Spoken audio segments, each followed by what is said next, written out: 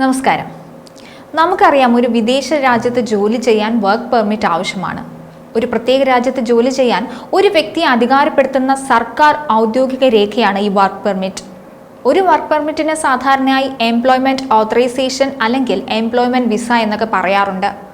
Work permit, work visa എന്നിവ പലപ്പോഴും പരസ്പരം മാറി മാറി ഉപയോഗിക്കാറുണ്ടെങ്കിലും രണ്ടും തമ്മിൽ വ്യത്യാസമുണ്ട്. രാജ്യത്തെയും അതിൻ്റെ കുടിയേറ്റ നയങ്ങളെയും ആശ്രയിച്ച് വർക്ക് പെർമിറ്റിൽ വ്യത്യാസമുണ്ടാകാം.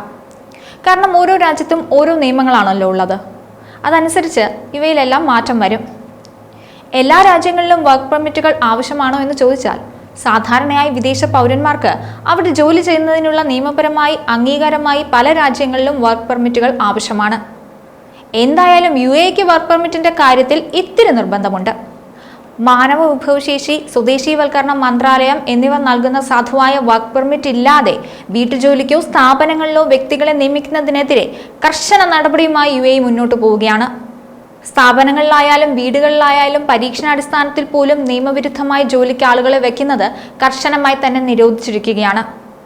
മന്ത്രാലയത്തിൽ നിന്ന് വർക്ക് പെർമിറ്റ് നേടുന്ന ഏതൊരു വ്യക്തിയും തൊഴിൽ നിയമങ്ങളുടെ പരിധിയിൽ വരുമെന്ന് മന്ത്രാലയം അതിന്റെ ഔദ്യോഗിക വെബ്സൈറ്റിൽ പറയുന്നുണ്ട്.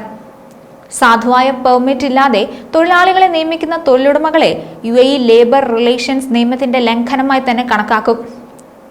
രാജ്യത്തുടനീളമുള്ള നിയമവിരുദ്ധ തൊഴിൽ കണ്ടെത്തുന്നതിന് federal authority four citizenship, customs, port security എന്നിവയുമായി സഹകരിച്ച് മന്ത്രാലയം പതിവായി കർശന പരിശോധനകൾ നടത്തി വരികയാണെന്നാണ് വിവരം.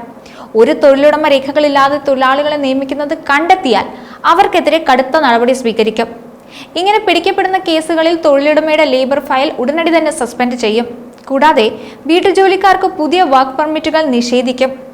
സാമ്പത്തികവും നിയമപരവുമായ പിഴകൾക്കായി ഇവരെ പബ്ലിക് പ്രോസിക്യൂഷന് റെഫർ ചെയ്യുകയും ചെയ്യും.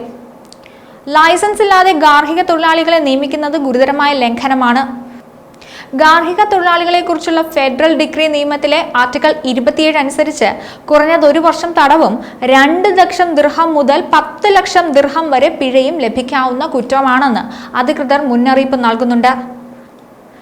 രേഖകളില്ലാതെ വീട്ടുജോലിക്കാരെ നിയമിക്കുകയോ നിയമപരമായ അനുമതി കൂടാതെ മൂന്നാം കക്ഷികൾക്ക് വേണ്ടി ജോലി ചെയ്യാൻ അനുവദിക്കുകയോ ചെയ്യുന്നത് തൊഴിലുടമകൾക്കും അവരുടെ കുടുംബങ്ങൾക്കും ആരോഗ്യപരവും സാമൂഹികവുമായ അപകട സാധ്യതകൾ സൃഷ്ടിക്കുന്ന ഗുരുതരമായ നിയമലംഘനമായി തന്നെയാണ് കണക്കാക്കുന്നത്. ഔദ്യോഗിക വെബ്സൈറ്റിലൂടെയും സോഷ്യൽ മീഡിയ പേജുകളിലൂടെയും പരിശോധിക്കാൻ കഴിയുന്ന ലൈസൻസ് ഉള്ള റിക്രൂട്ട്മെന്റ് ഏജൻസികളുമായി മാത്രമേ കരാറിൽ ഏർപ്പെടാവൂ എന്നും മന്ത്രാലയം തൊഴിലുടമകളോട് ആവശ്യപ്പെടുന്നുണ്ട്. ഈ അംഗീകൃത ഏജൻസികൾ മന്ത്രാലയത്തിന്റെ മേൽനോട്ടത്തിലാണ് പ്രവർത്തിക്കുന്നതെന്നും ഇത് സ്വദേശികൾക്കും പ്രവാസി കുടുംബങ്ങൾക്കും ഉയർന്ന നിലവാരമുള്ള സേവനങ്ങൾ ഉറപ്പാക്കുമെന്നും അധികൃതർ പറയുന്നുണ്ട്. എന്തായാലും നിയമങ്ങളെല്ലാം പാലിക്കാൻ പ്രത്യേകം ശ്രദ്ധിക്കുക. മറ്റൊരു വീഡിയോയുമായി വീണ്ടും കാണാം. ന്യൂസ് ഡെസ്ക്, ഈനാട് മലയാളം.